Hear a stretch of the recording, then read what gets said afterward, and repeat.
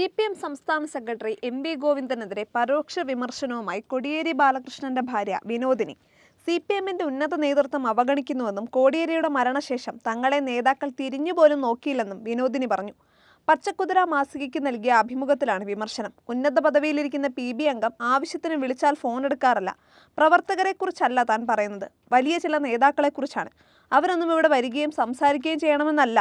സ്വന്തം പോക്കറ്റിലുള്ള ഫോണെടുത്ത് ഒന്ന് സംസാരിക്കാൻ പോലും ആർക്കും തോന്നാത്തൊരു കാലമായി ഇത് മാറിയോ എന്നും വിനോദിനി ചോദിച്ചു. പ്രധാനപ്പെട്ട ഒരു കാര്യം പറയാൻ വേണ്ടി, ശുപാർശയ്ക്കൊന്നുമല്ല, പാർട്ടിയിലെ പ്രധാനപ്പെട്ട ഒരു നേതാവിനെ പലതവണ ഞാൻ വിളിച്ചിട്ടും ഫോൺ എടുത്തില്ല, തിരിച്ചു വിളിച്ചതുമില്ല. വ്യക്തിപരമായ കാര്യം സാധിക്കാനായിരിക്കും വിളിക്കുന്നത് എന്നോ മറ്റോ അദ്ദേഹം കരുതിയിട്ടുണ്ടോ എന്നറിയില്ല.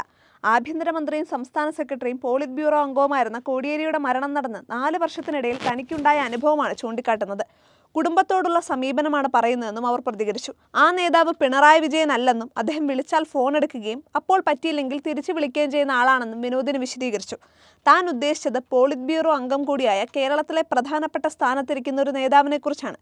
കോടിയേരിയുടെ മരണത്തിന് ശേഷം അതിൻ്റെ ചടങ്ങുകളെല്ലാം കഴിഞ്ഞതിനപ്പുറം അദ്ദേഹം ഒരിക്കലും തന്നെ ഫോണിൽ പോലും ബന്ധപ്പെട്ടിട്ടില്ല. ഇക്കാലത്തിനിടയിൽ വല്ലപ്പോഴും താൻ അങ്ങോട്ട് വിളിച്ചാൽ ഫോൺ എടുക്കാറില്ലെന്നും വിനോദിനി കൂട്ടിച്ചേർത്തു.